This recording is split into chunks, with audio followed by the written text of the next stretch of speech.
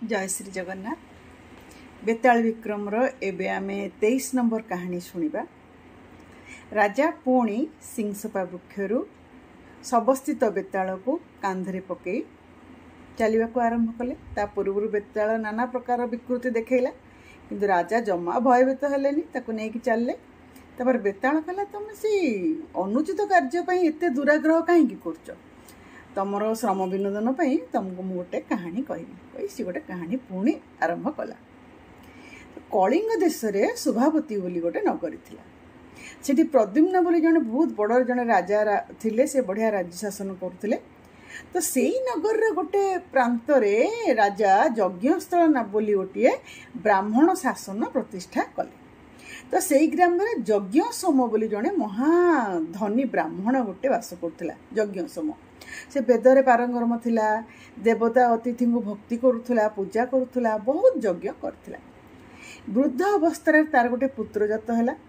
तो शिशुटी कौन है धीरे धीरे बढ़ा लगिला। सी तार ना रखला देवसोम। तो पुत्रटा कौन है जो 16 वर्ष है तार कौन है ना तार विद्या विनय प्रभृति तार सद्गुण देखिकी समस्ते ता प्रति आकृष्ट हेले, ताको भल पाइले। किंतु हठात दिने कौन है ना ज्वर रोगरे आक्रांत होकर सी पंचत्व प्राप्त है। किंतु यज्ञसोम आ तार पत्नी से माने पुत्र को एते स्नेह करुले जे से माने तार शव छाड़ा को राजी हेलेनी। ताकू देखिकी ब्राह्मणर बंधु बांधव माने ताकू बुझेइले जे तुम जने ज्ञानी, तुम ब्राह्मण, ये संसार तो असार, राजा माने एते सुख आमोद करुचंती, से माने कोन अमर, से माने भी मर जाइचंती। सेमती हमकु तो शरीर को त्याग करिया को पड़िबो, आ नश्वर शरीर एमती बुझाबुझी करिकी गोटे शिविकार नेइकिना ताकू कौन कले ना मशाणी को नेइकिरी गले। तो यही समय कौन है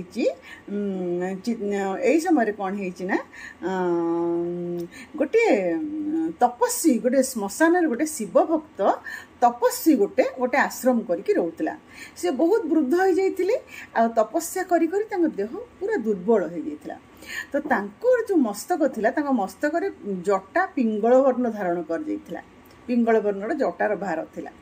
तो श्मशान रे कोलाहल सब शुणिकी सी शिशु कहले जे जाइए शीघ्र टे बुझी आसिल यही कोलाहल कहीं हो जंगल भितर। से शिष्यटा कौन है ना भारी कुवाक्य कहे।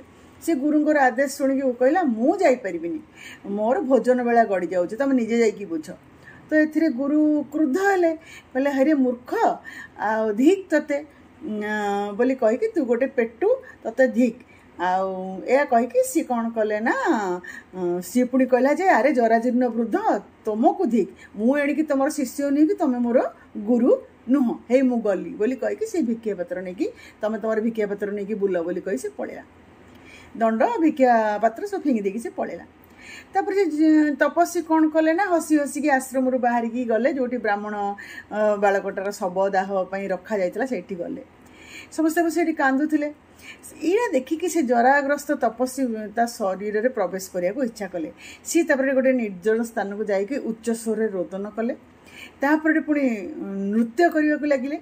तापर से वृद्ध तपस्वी कौन कले ना नवजौवन सुख भोग करने इच्छा रे से जोग बल कौन कले ना तांकर से जराजीर्ण शरीर को त्याग करिकी से युवक शरीर रे प्रवेश कले। तो चित्तार जो युवकर शरीरटा थिला सी जो हठात जीवन लाभ कला। तो बंधु मैंने देखिए समस्त आनंद चित्कार कर उठले, खुशी उठले, कहले रे भाग्यर कथा बालकटी जीवित अच्छी मरी नहीं।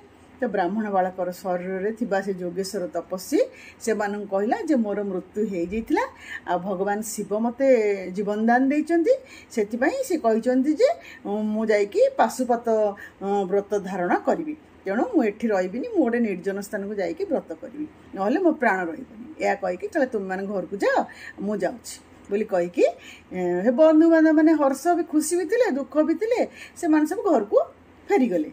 आ से निजे जा से वृद्धर शरीरटा को से दाह गर्त फिंगी देकी से सब पलैले। से युवक अन्यत्र पलैला। यहीटा कही सारिकी बेताल विक्रम राजा विक्रमादित्य कहले जे हे राजा से जो जोगींद्र तपस्वी से परदेह प्रवेश करने पूर्व प्रथम कहीं कांदिले, तापर पुणी कहीं नृत्य कले, ता कारण कह।